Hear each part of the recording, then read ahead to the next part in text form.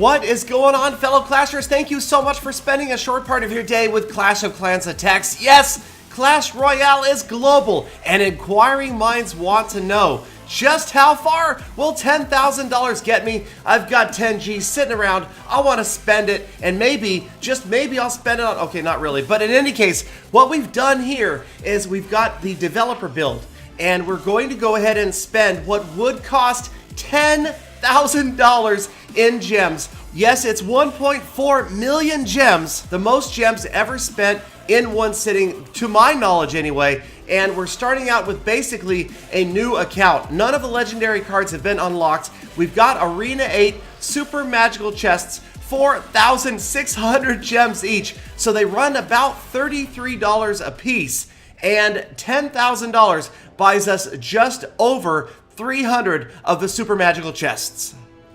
Now, as you might notice, I've got 500,000 in gold. That's capped. I don't know if it's capped in the real game. It is capped here in the developer build. In the real game, it may go higher. Obviously, also, in the real game, you would be spending that gold, should anybody actually do this. But hey, take a look at the top players. People have done this. People have probably spent this much in gems to get the cards that they have now. Because watch how long it takes me just to get a single legendary card. I have gone about 10 super magical chests in right here without a single legendary card being unlocked. So yes, they are exceedingly rare, legendarily rare if that's a thing. But in any case, here it comes. The 18th super magical chest finally unlocks the very first legendary card, the Princess. And now there's no way that we could sit here anywhere near real time and show you 1.4 million gems being spent.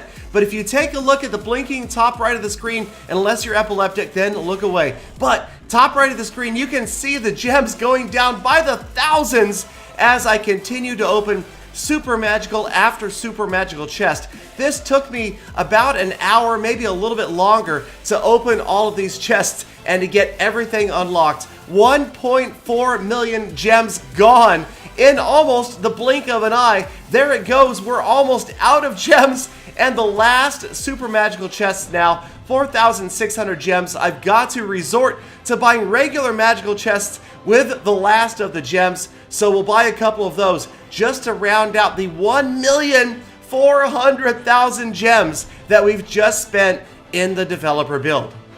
And that is going to do it. Our gems are gone, and what did they get us? Well, 304 super magical chests gave us a total of 48 legendary cards for an average of 15.79% of super magical chests containing legendary cards. And again, this was probably the largest statistical sampling of super magical chests ever done in one sitting. Clash on Gone has done it, I've done it, we both opened about 100 apiece, and we both came up with slightly lower percentages, 10 and 12% then. So this one, a better run, over 15%. But then again, as the numbers always may change from the developer build to real life, you never know. But it seems like that is holding true so far, just from personal experience. Now, of course, I also got thousands of epic cards, including more of the Witch than any other card. So I thought I would go into the number of epic cards required to upgrade each level. There you can see it on the right hand side. So a total of 486 cards are going to be required in order to max out your epics. So that is absolutely ridiculous, and even with $10,000 in gems, we still did not have enough epic cards to max out all of our epics. Only a couple of them actually had enough numbers to upgrade all the way. Now, as far as legendary cards go, you need 86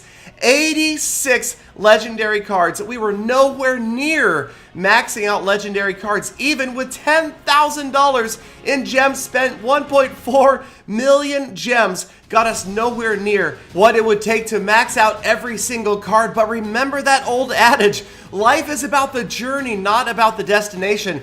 Once you get there, you've got nothing else to level up. So remember, getting there is half the fun, at least. And this is the beginning of the game. I'm sure that a year from now, there's going to be more epics, more legendaries probably, and it's just going to be insane the amount of gems that would be required if somebody ever wanted to max out every last card.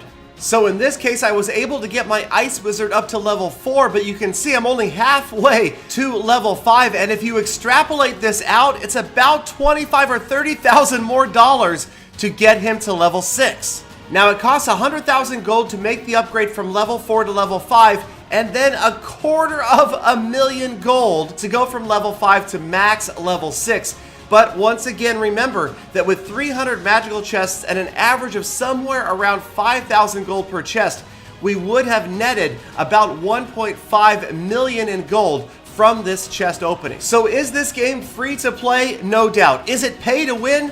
It is if you want to be on the top of the global leaderboards and max out your cards or get anywhere near maxing them out. But it's funny, people used to ask me when I maxed out my Clash of Clans account, Galadon, aren't you kind of sad now that everything's maxed out? And you know what? My answer was always yes. There's something about not having anything else to level up. And the fact that there's almost always going to be something to gain in Clash Royale is going to give it that much more longevity, maybe even more so than Clash of Clans that has been around for over 3 years.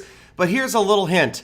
The legendary cards, they're not all that great. Even the epic cards, you can absolutely crush people with just common cards and some rares in there. Nobody needs epics and legendaries to win, and more importantly for the tournament play, when you are doing friendly matches within a clan, the player level caps at level 8, which I believe takes about 3 months of playing without gems to get to. So without a single gem, you can get to a place where you would be playing with the same cards as any other player in the game, and I have a feeling that that portion of the game is going to expand. We're going to see tournaments, and simply because of the fact that the tournament level of cards takes only 3 months and no gems to get to, I feel like the esports potential for Clash Royale is absolutely tremendous. I am happy to be here at the beginning of this, and I'm glad you guys are here with me as well. Thank you again for watching all the way to the end of this EpiPen. Make sure you check out the Clash Royale YouTuber tournament. I promise I've gotten better since then. Subscribe for the earliest possible update and sneak peek information, and I would love nothing more than to see every last one of you back here again tomorrow for more full attacks.